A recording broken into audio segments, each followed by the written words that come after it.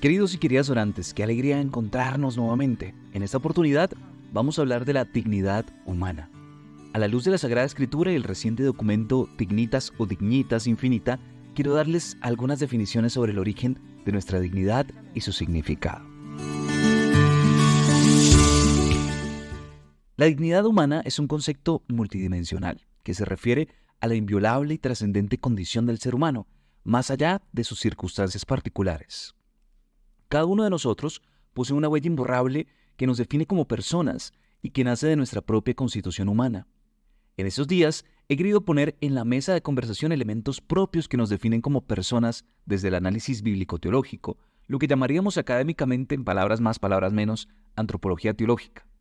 Ahora, bebiendo del texto bíblico y ese documento fascinante de la Iglesia llamado Dignitas Infinita, conversemos un poco sobre nuestra dignidad. Volvamos a las narraciones de la creación que apuntan a nosotros como seres humanos. Yo creo que eso es importantísimo. Recordemos que el texto del Génesis es un escrito que pudiéramos decir tiene un fin pedagógico, porque sus narraciones buscan expresarnos la comprensión creyente de nuestra constitución humana y de todo lo que existe. Por lo cual, encontramos dos narraciones de la creación del ser humano que se complementan y dan referencia a la comprensión bíblica de lo que ustedes y yo somos. La primera narración parte de la fuente eloísta, llamada así porque menciona a Dios como Elohim, ese es el nombre de Dios en esta fuente, y tiene un alto contenido moral y cuida de las confusiones religiosas a sus lectores. En esta narración, presente en el libro del Génesis en el capítulo 1, versículo 25, se nos dice lo siguiente, así narra el libro del Génesis la creación del ser humano. Dice, hagamos al ser humano a nuestra imagen como semejanza nuestra. La segunda narración que parte o nace de la fuente sacerdotal, una fuente que se atribuye a un sacerdote del siglo V a.C. y que tiene un interés litúrgico principalmente y que está presente en el Génesis capítulo 2 versículo 7, dice así, entonces Yahvé, Dios, formó al hombre con polvo del suelo e insufló en sus narices aliento de vida y resultó el hombre un ser viviente.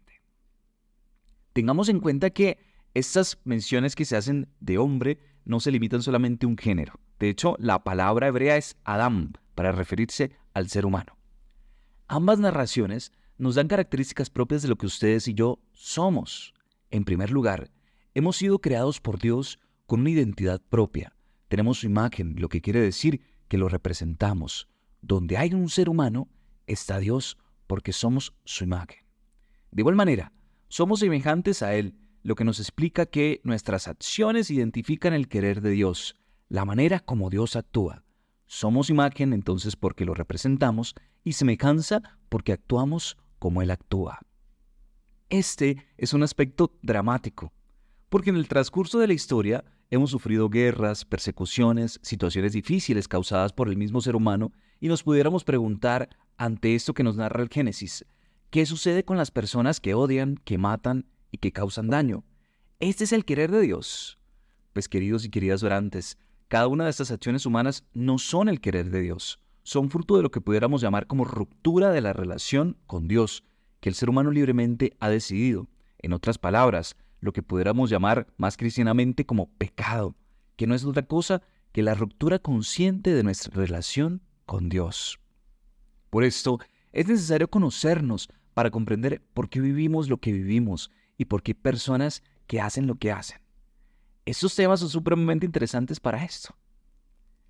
En segundo lugar, ahora bebiendo de la fuente sacerdotal, el narrador sagrado nos expresa que Dios tomó polvo, nos formó y sopló aliento de vida. Con estas dos imágenes, que a mí particularmente me parecen fascinantes, el autor sacerdotal nos quiere decir que ustedes y yo somos frágiles, débiles, necesitados, fáciles de quebrarnos, pero fuertes no por lo que somos exteriormente, sino por lo que hemos recibido de manera trascendente, la vida misma de Dios que ha sido insuflada dentro de nosotros. Somos barro vivo, es decir, fragilidad con una potencia infinita que dinamiza nuestra existencia. Por lo tanto, nosotros los seres humanos somos llenura de Dios en medio de debilidades. También somos quienes obramos en su nombre y lo representamos con nuestra sola presencia Y es a partir de esto que llamamos antropología bíblica, como podemos comprender de dónde proviene nuestra dignidad infinita. Siguiendo la declaración de la doctrina de la fe, Dignitas Infinita, la dignidad humana es un principio fundamental de la fe cristiana y de la Iglesia Católica, que ha sido desarrollado a lo largo de la historia y proclamado por los papas y el Concilio Vaticano II específicamente. Esta dignidad es inalienable e inherente a toda persona, independientemente de sus condiciones o circunstancias, y es la base para el respeto de los derechos humanos. Si nos reconocemos colmados de una dignidad que no puede ser puesta en juicio, ustedes y yo, como Iglesia, piedras vivas, usando la imagen de la primera carta de Pedro, debemos denunciar las diversas violaciones graves de la dignidad humana en nuestro tiempo, como la pobreza extrema, la guerra, la trata de personas, los abusos sexuales, la violencia contra las mujeres, el aborto y muchas más expresiones de situaciones que nos indignifican, pudiéramos decir. Es así como nuestra experiencia de fe está vinculada con el compromiso por el respeto de la dignidad de la persona humana más allá de cualquier circunstancia y de todo ordenamiento jurídico.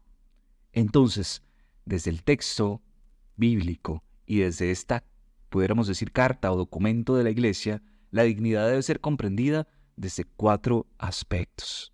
En primer lugar, o primera comprensión, la dignidad ontológica. Este es un aspecto intrínseco que todo ser humano posee por el simple hecho de existir y de haber sido creados por Dios. La dignidad es inalienable e inviolable y permanece más allá de cualquier circunstancia. Una segunda comprensión de la dignidad, que nos presenta también Dignitas Infinita, es la dignidad moral. Se refiere al ejercicio de la libertad por parte del ser humano, que corresponde a las acciones que realizamos en pro o en contra de nuestra dignidad. Seamos conscientes, a veces ustedes y yo tomamos decisiones que ponen en un hilo lo que somos como seres humanos. De hecho, hablando de esto, conversando de esto, hace algunos días con una amiga, con respecto al tema, ella me decía muy graciosamente, estos son los momentos en los cuales ustedes y yo, o usted y yo, decimos, he perdido la dignidad. Sin embargo, aunque el ser humano pueda actuar de manera indigna, su dignidad ontológica nunca puede ser eliminada. Una tercera comprensión de la dignidad es la dignidad social. Esta está relacionada con las condiciones de vida de una persona. Cuando estas condiciones son infrahumanas, se dice que la persona vive una vida indigna, no en referencia a su dignidad ontológica, sino a su situación social. Ustedes y yo debemos sentirnos invitados a luchar contra esas formas de indignidad. Las primeras comunidades cristianas así lo hacían, colocaban sus recursos en común para ayudar a quienes más necesitaban. Es inconcebible una iglesia de estratos, esto no debe existir.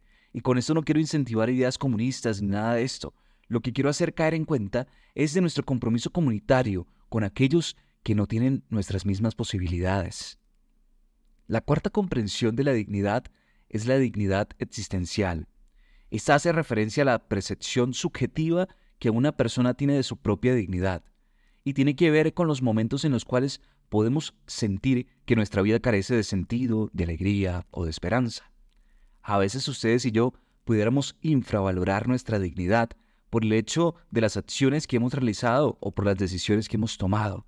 Sin embargo, recordemos, tenemos una dignidad ontológica que es infinita, que no se agota aún por las decisiones que hemos tomado o por la comprensión que ustedes y yo tenemos de nuestra misma dignidad. Ante estas 4 comprensiones de la dignidad humana, debemos darnos cuenta de nuestra característica propia, lo que nos define como seres humanos.